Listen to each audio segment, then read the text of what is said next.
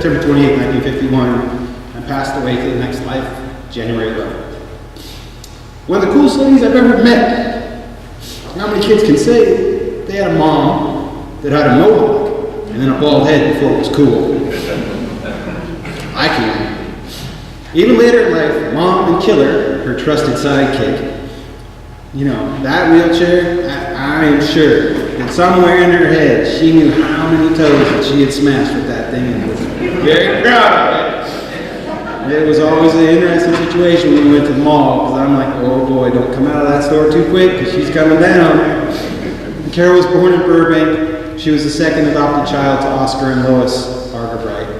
They lived there until 1961 when they moved to McMinnville. The family first lived in a farm up on High Heaven area just west of town. They had horses and sheep. Carol took to tending to the sheep and got involved in the 4-H with her sheep. After the death of her father, her mom and her brother moved into town in McMinnville and lived there. Attending high school, Carol participated in swim, basketball, gymnastics, softball, and track. So, a lady on the move. Following graduation, Carol attended Tigard Beauty School. She found work and friends. Those were the friends that gave her the mohawk.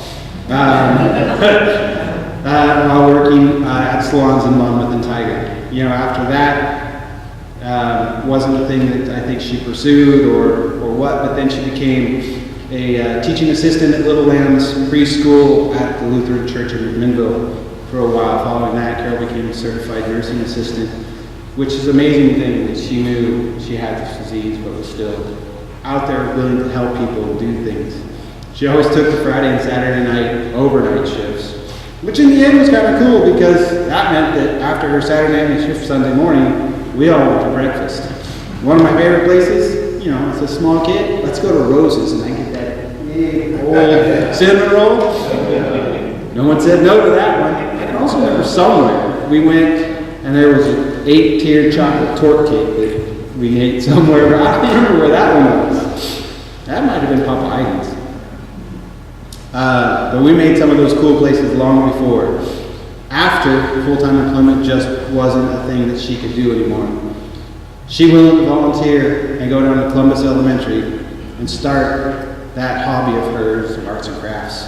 And she would take those kids and do some pretty fun stuff with them there at that school.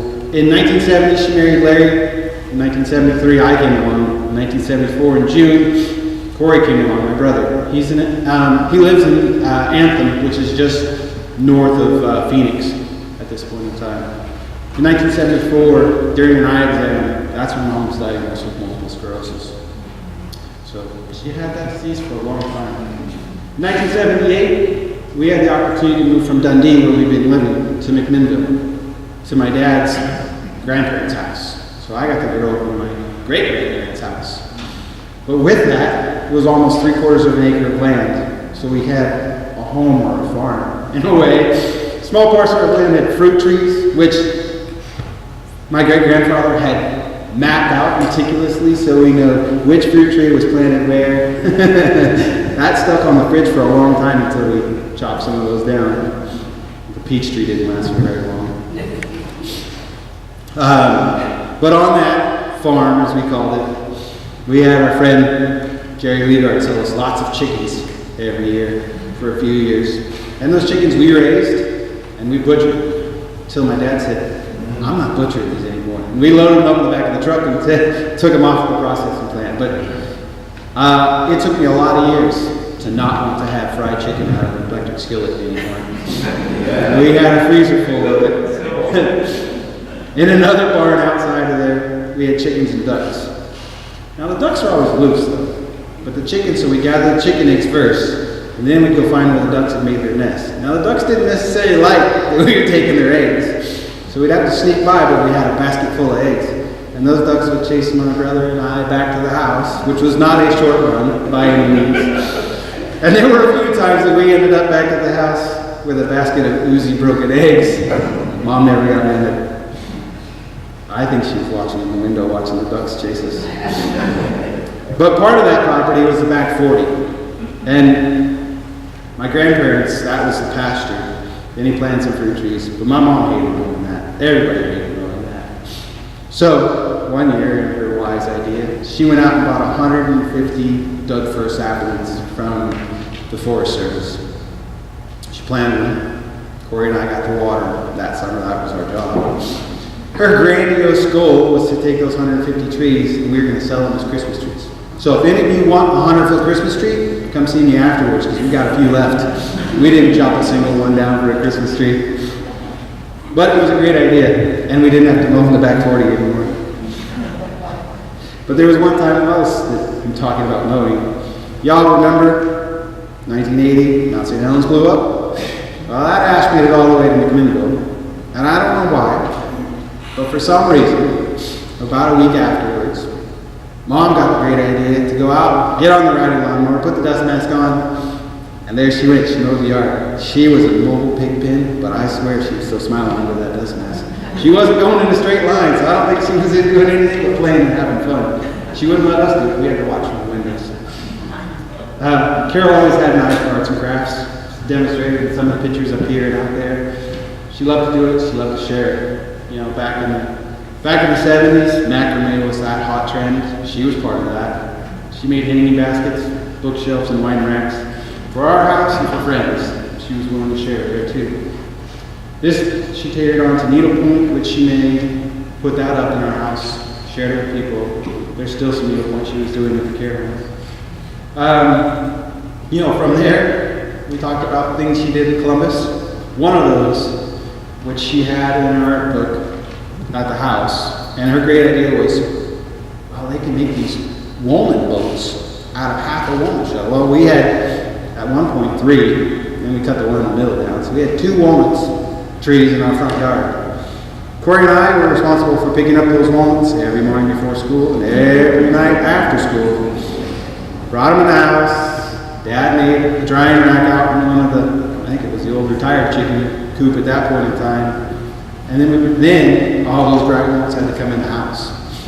It was her idea that we had to crack those. And you tell small boys, don't smash your fingers, crack these, because I need perfect halves to be able to make what ended up being half a walnut shell sailing boats for those kids at Columbus. And that was the craft that she brought with her. You know, there, the flowers, the pine cones, to make the pine cone trees, which I don't think my dad ever expected to make a jig for his chop saw for pine cones that were jumping out, because Mom brought all sizes. But that was something she wanted to do and share. Now, I don't know if any of you were part of this, but I don't know where or how, if you ever visited her at home, she managed to find those 3-inch thick phone books. But she may be one of the only people in the Portland metro area that had it. And she had a stack, but they were always full of her flowers that she had procured in one way, shape, or form from some neighbor's yard, with or without permission, so that she could take and make something for somebody else down the way. You know, she also, at one point in time, was a heavy garage sale goer, and her main focus was Army footlockers and Camelback trunks. She wanted to see those. She saw great, you know, promise in those that somebody was selling. So she would purchase those, refurbish them, and resell them again. Which may lead to why she was always had American Pickers on her television when I went to see her. I think that was her favorite show, and she still wanted to do some of those things. But as you can see, Carol was a visionary. She always had the long game in play. She was never in a hurry to complete something today. It was always tomorrow, and it was always about sharing with somebody else. But you always had to be on your toes with Carol. She had a twisted little mind. It was in search of a good joke to play on somebody else. This included things to having her tell my brother and I one year when we went camping, and she forgot the oatmeal. I think she just wanted us out of camp and to something to do. So she said, go around and collect all the bark that was laying on the ground. I'll make oatmeal from that. We brought that back, and somehow my dad managed to get all the bark that we brought back into the fire. So we never realized it. So we thought that the oatmeal that she made us was this tree bark oatmeal, and we thought it was the greatest thing in the world. Well, the next year we went to Montana to see our cousins, and my brother and I asked for tree bark oatmeal one morning. And my cousins looked at us and went, what? And there was Mom in the corner laughing. She sent us out to their wood pile and let them in on the inside joke. You know, there was a time, April Fools, that was always a tricky situation. One year, Dad, Corey, and I all had our flies sewn up on our underwear. So that one, she let us go off. How she managed to make sure that we wore the right underwear for those days was impressive. We all came back and shook our head at her because she pulled one off on us. You know, St. Patrick's Day, it's green, right? Well, guess what? One year she served green gravy. That was an interesting treat. And I think she did it just to see our facial reactions when she put that on the table. Then we go back to the ducks. Pepper. One of the Muscovy ducks, the one that was actually the fastest and chased us the most, ended up in a cardboard box one year. She drove that poor duck in that box from McMinnville to Newburgh to Springbrook Middle School. That poor duck ended up in the office, ended up in the principal's office, and got passed around the school all day long to end up in my dad's room at the end of the day. Dad opens the duck up and is like, "Pepper, what are you doing here?" And poor Pepper got brought home. Now, I'm not sure where Pepper wanted to go, but Mom was not afraid to use any prop for a good joke. You know, in the Adventures of Carol, there were always some crashes that were involved with her too. I'd like to thank you all for the rescues that you performed with her. This could be the time that in McMinnville, her scooter ran out of batteries and she was out doing something and coming home. So there she was on Highway 99 in McMinnville, trying to hitchhike home. And all she did was take a little receipt and a ballpoint pen out of her purse and wrote, "Help me," on the side. Nobody could read it, but eventually somebody stopped and got her home. You know, to the time that she was doing laundry, which our laundry room was not in the house, it was outside in the laundry room. She had fallen out of her scooter, fallen into the basket, and couldn't get out. I think she called our good friend Jerry Tigard over to help Jerry get her out of the basket. Thank you, Jerry. Yo, to the time that, you know, she decided she wanted to sneak out into here because the bus wasn't here in time. She had a fondness for onion rings. Sonic had good onion rings. She was going to go down there. One of the grates had popped out on the bottom of her driveway, and the front wheel got stuck, and she got stuck. But you guys helped her out, so thank you again for that. As you know, as you were around her, Carol never really cried with fear. She always laughed, which was always a difficult situation when you're trying to do stuff with her, and things were hard. She'd start laughing, and I'm like, "Mom, you're going to make me laugh." And that was never a good thing because we were trying to move heavy things around, and she's laughing. But with that laughter, it was her way of dealing with fear. And in the end, she was a fearless woman. Yes. The disease progressed, and by 2001, it didn't make sense for her to live at home. So in 2001, she moved to an assisted living facility, first in Sheridan, which she thought was actually kind of cool because it was just down the street from Spirit Mountain. And needless to say, there were a few times that I went to see her. We went over. She forced her way onto the table to play some cards. It was fun for her. I don't think she ever won anything. She had fun doing it, and I was there to support her. So when she moved to Tigard, to be closer to us, to be closer to her grandkids, and to find you as a congregation, thank you for your open arms on accepting her. The beach. Yeah, the beach is one of her favorite places. And Depot Bay was probably one of her favorite places to go because of the sea egg and a clam chowder. And she got to meet Gracie, who was the bartender, that if you paid her, she would play a song on the bar back with the spoons. And that was always a request of hers. She always loved to go to Gracie's. She liked Gracie's clam chowder over Moe's. That was her thing. I was willing to support that. That was pretty fun. So we had many days on day trips to the beach, many summer weeks that we camped at the beach and got up at dark 30 to go look at the tide pools because it was low tide. But she was there to support it and always had good times with it. In her passing, we had already planned as a family, my wife, my boys and I, to go to Hawaii. So I took some of her ashes with her.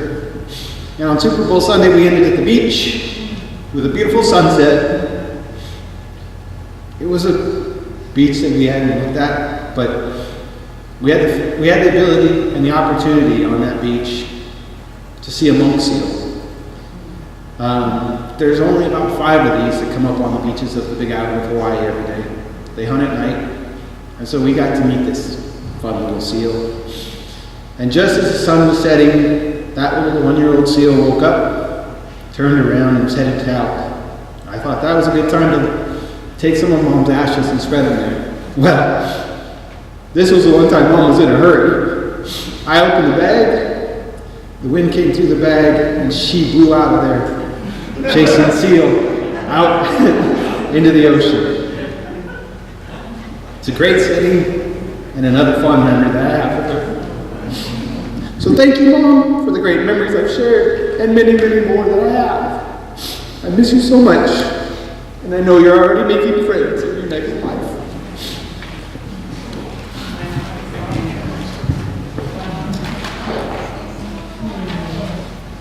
Anybody else have anything you want to share? Anybody? Just share a thought, a story.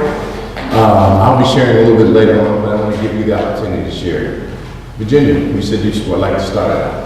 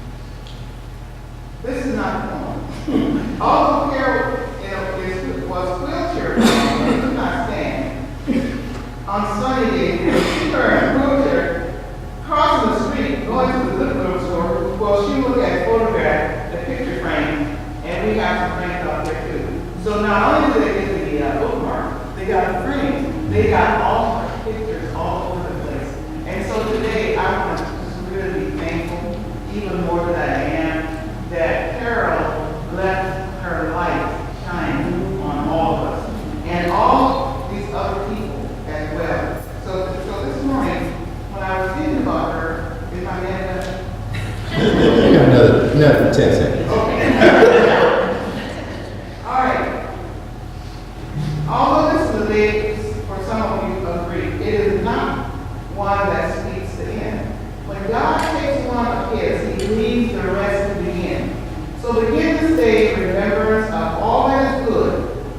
Remember the smile of your mother and the deep desire of her heart. Their children and friends will succeed and become part of one another's life, caring and loving and free.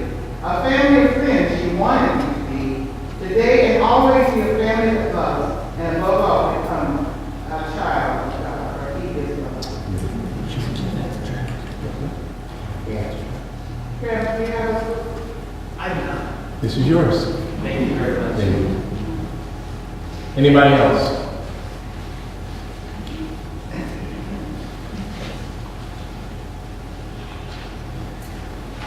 Okay, start with your name. Josh Robert. I've been a member here for years and years. And I also, along with Carol, we were part of the Empty Nesters Bible Study over at Bob's house. And Carol, to the point where she out the door, jump in the van, and we drive her over to the bombers, and she maneuver that thing out, and go into the bombers, back out into the van, back home again. It amazed me how she was able to handle that thing. And I thought, well, she really knows what she's doing. Well, one time, we found out that she was trying to come down here on her own in her chair. And she fell in a ditch. And they had to get the firemen to come out and raise her back up and get her going again. Well, when we saw her, we went, Carol, are you all right? You get hurt? No, she said, I'm fine, no problem whatsoever. Okay. We all know what great sense of humor she's got. So it happened again. She's got the ditch and she fell over and they had to come out and get her. So when I saw her, I said, Carol, you can't fool me anymore. I said, you did that on purpose so you get these good-looking firemen. She looked at me and just winked and smiled. I told a friend of mine after she passed that hadn't seen her for a while, and his remark was, well, I know that she's just running around chasing the Lord again. We miss you, Carol. We'll see you soon. Thank you, Chuck. Leslie?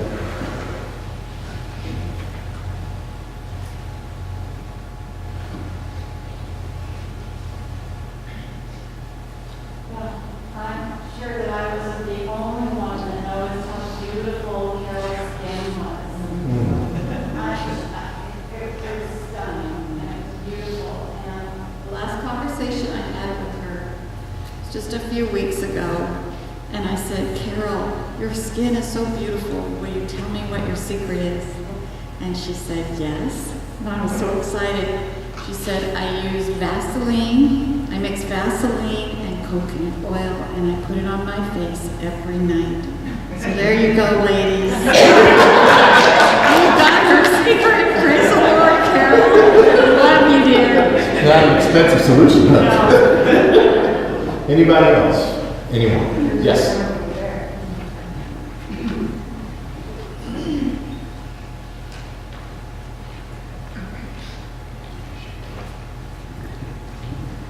I'm Penny Hershey. I've known Carol for 6 years now. Always with a smile, never with a down heart. Except when they took her chair away for 2 months. That's the only time I ever saw her down.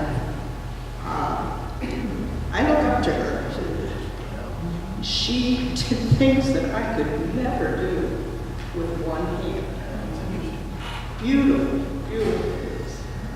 I lost my granddaughter 3 years ago, and Carol took the flowers and put them into the Arrangement?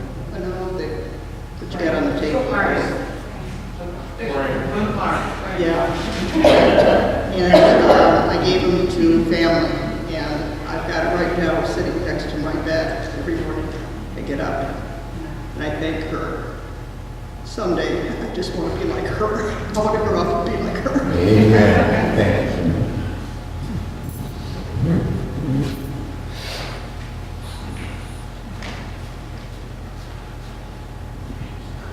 My name is Ariana, and I was talking to, what's your name? Travis. Travis, and I was just telling him at the door, in this church, God has blessed me to flag, and I had used some flags one time that was a little bit kind of heavy. It was my first time using them, and I flagged for a couple of songs, and my arms and hands were really hurting, and my back was hurting, and I just got done, and I remember I sat over here, and I didn't even see her, you know, and she just kind of came up behind me, and she just started massaging my hands and my back and I'll never forget that. I turned around, I'm like, oh, keep going, yes. And, you know, I just love when I would come into the door, she would poke those little red lips out because she had red lipstick on, and she would just greet you with a kiss, and I'm like, oh, give me a kiss. And one time, we would go over to Pacific Health, and we do the Bible study.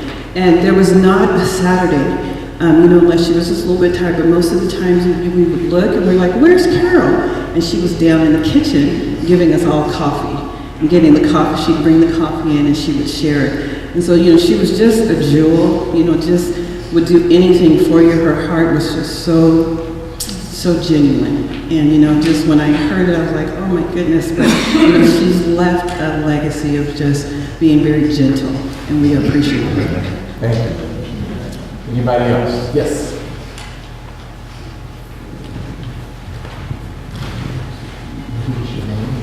Thank you. My name is Jerry Tigard, longtime friends of the Johnsons. We attended church with the Johnsons at the St. John's Lutheran Church for years and McMinnville Covenant Church. And they were also, as Travis mentioned, customers of ours at our feed store. And I thank you, Travis, for sharing all of those details, because you brought a flood of different information to me that I had frankly forgotten.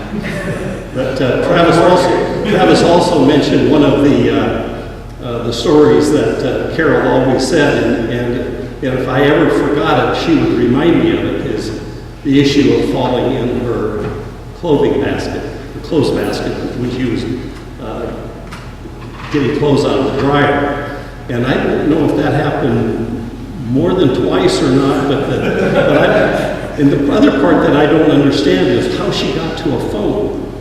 Because I don't remember cell phones being widely used at that time. But anyway, I was on her speed dial, and I would be at the store working or whatever, and so I would abandon everything and go rescue Carol. And that became one of the things that when I would get a call from Carol, she always led with, and she would always identify me as Mr. Tigard, and I don't know where that came from. But she would say, "Help, I've fallen in the basket."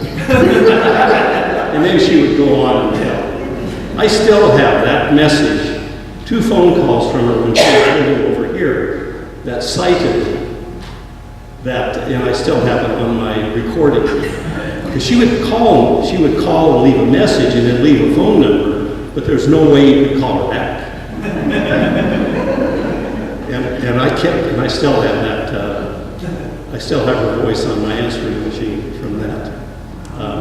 The other thing that wasn't mentioned is that Carol, she always made the communion bread at the Covenant Church or whatever. Well, the other part, when I would come rescue her, she always sent me home with a cinnamon loaf. And it was always hot. And like was mentioned before, when Carol would wreck her scooter or whatever, and I know my wife would say, I think she does that on purpose. Part of me wants to believe that, knowing Carol too. And you got to meet a Carol that was, would you call her kind and gentle or whatever? Yes. Take your word for it. She had a whole different personality than we did. And not all of them were G-rated either. So I enjoyed the fact that Carol and I were one of those two, that we greeted each other when we kissed when we met too. So There you go.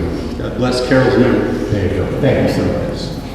Anybody else? A couple more before we get the videos going. Russ? Going back to what Travis says about being a joker, she used to cut my hair after she was in beauty school. I'm Scott Johnson, I'm Travis's uncle. And so one day I came out for a haircut and she convinced me that I probably needed a permanent. And I left with something very large on my head. And I played baseball at the time, and we put a hat on and it just curled all over the place. I know that was her way of a joke on me.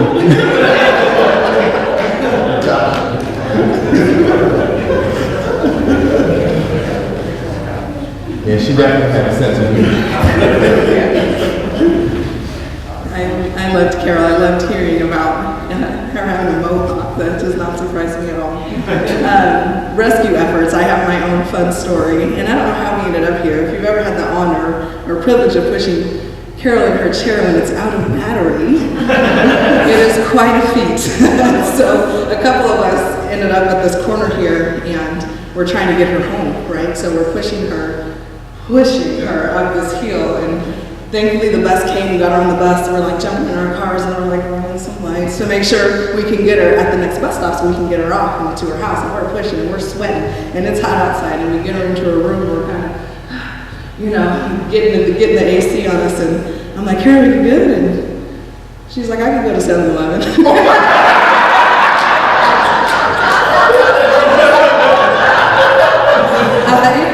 I loved her so much. She was such a joke, never short on a joke, always full of sass, but full of so much compassion. I've never heard Carol complain. I've always seen her glass half full. Miss her so much, her presence here, going back to Pacific Health, we miss her. Just an amazing woman of God, how she could always think of other people. She never thought of herself, not in my presence. The table out there is filled with picture frames and bookmarks that she made with one hand. This woman was so amazing, such a testament of faith, such a lover of Christ, and just a huge inspiration for me. We rescued her a lot, but she rescues a lot of people. And she leaves a living legacy of her love for Christ and was never afraid to share that with people. And I want to grow up to be like Carol. So. Thank you. We're going to have the video presentation at this point. The video is just these slides. Oh, that was it? Yeah. Oh, we already had it? Oh, okay. So we ran the video as well. I just ran the slides. It's a slide presentation. So we ran it earlier a while, and we'll keep running. Yeah.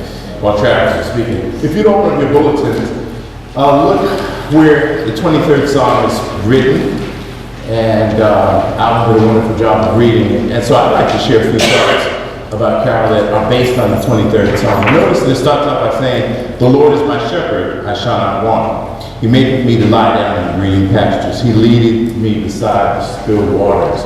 As I thought about that phrase, I thought the fact that this psalm actually deals with the present, and it deals with the future. It deals with all of our lives right now, that God Almighty is leading us in green pastures. The psalm was written by David, King David in the Bible, and it was an agricultural society. And so you had these farming illustrations and applications and stories, and so that was what was near to his heart. I think of my early days when I used to take hikes up to Mount Rainier, used to live in Seattle, been up to Mount Hood in terms of the lower elevations, not up to the top, that's the summit. But as I've taken hikes and then camped the Cascades up in Yonge, Washington, some beautiful mountains, and all of you that have taken these day hikes, or even sometimes do a couple day hikes, you'll be hiking up a mountain, and then all of a sudden you get to some kind of a peak at that mountain, and all of a sudden you look down below how far you've hiked, and you see the beautiful scenery down below, and oftentimes you will also see a beautiful lake or a stream of water. And it makes all the difference. It makes worth it of you spending that time doing that hike. And that's what this passage to me relates to, is the fact that right now, when we appreciate God's creation, what He's made, and we can have those quiet moments where we can get at one with nature and at one with God's creation, is a blessing that comes over us. There's also a wonderful passage in Revelations that talks about there being a river of life in heaven. So we see the present and we see the future in the Psalm 23. So Carol right now is in her future, but it's also her present. She's with the Lord. And in heaven there's scenes of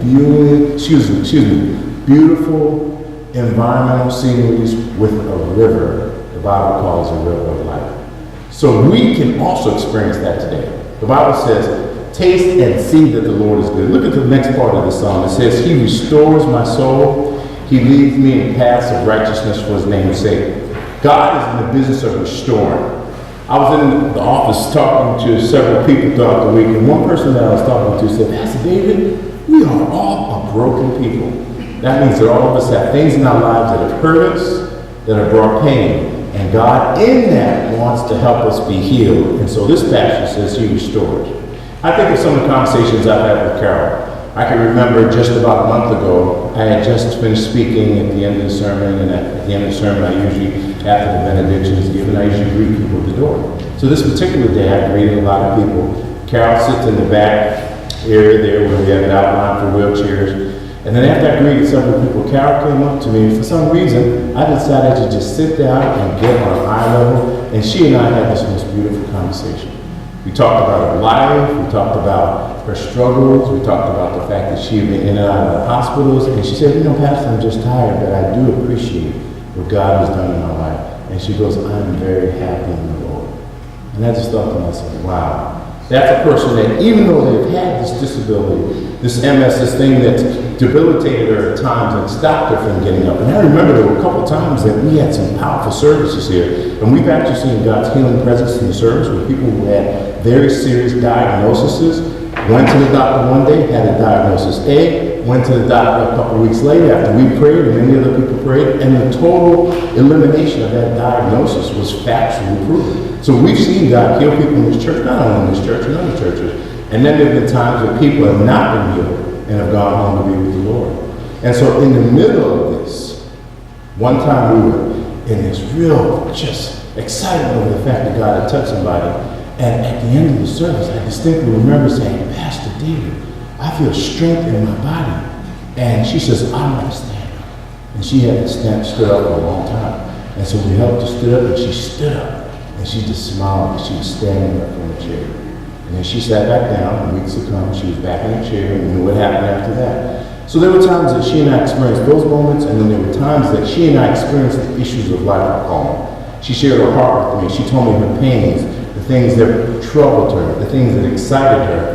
And Travis, I was so blessed to have her in my life, because at the time she was sharing with me and pouring out her heart, and it's so beautiful how you just did that with us, and you opened up your heart and gave us a picture, like the gentleman said, things that he forgot about. It was so beautiful how you did that, because in the same way, Carol and I would do that with each other, not just with me, but many people here. And so at the time that I was sharing with her and she was sharing with me, I was blessed.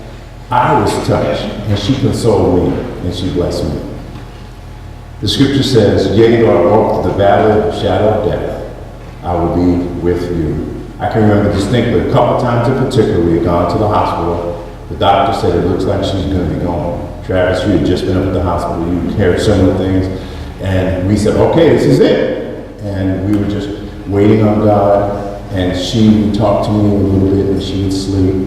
And I would say, is this it? And then amazingly, she would recover.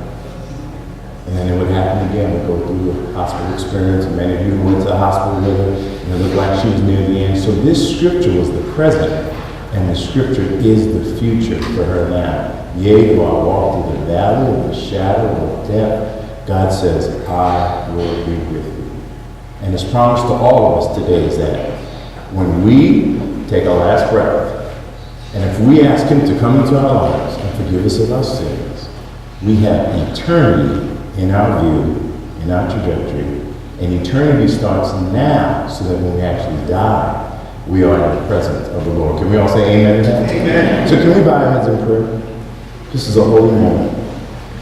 And if you sense that you want the love that Carol had in her heart, you want the peace that Carol had in her heart, I'm going to pray, and I'm going to ask you to get your quiet time with God right now and ask him to come into your life. As soon as I say the benediction, we have food prepared for everyone here. You can just move to the tables on the right. Karen, do we have any directions on the food? Starting on that side, both sides of the table. Okay, so it's a buffet style, so you just get a plate, get your food, and we'll ask the Johnson family to go first, and our membership and other friends will go after them. To the Johnson family and the friends that are here, and to the Tigard Covenant family, my comfort and love is here for you. And may the comfort of God be with you, Travis, and your wife, and your sons, and your family, your dad. May the comfort of God be with you and strengthen you. The doors of this church is open, and our hearts are open to anyone that doesn't have a church home. We invite you to come again. Tomorrow's going to be a special worship service. We're going to be worshiping God. If you have your own home church, we encourage you to go there. Shall we pray with this closing prayer? The Lord bless thee, and the Lord keep thee. The Lord make his face to shine upon thee, and be gracious unto thee. The Lord lift up his countenance upon thee, and give thee peace. In the name of the Father, the Son, and the Holy Spirit, we all say, amen.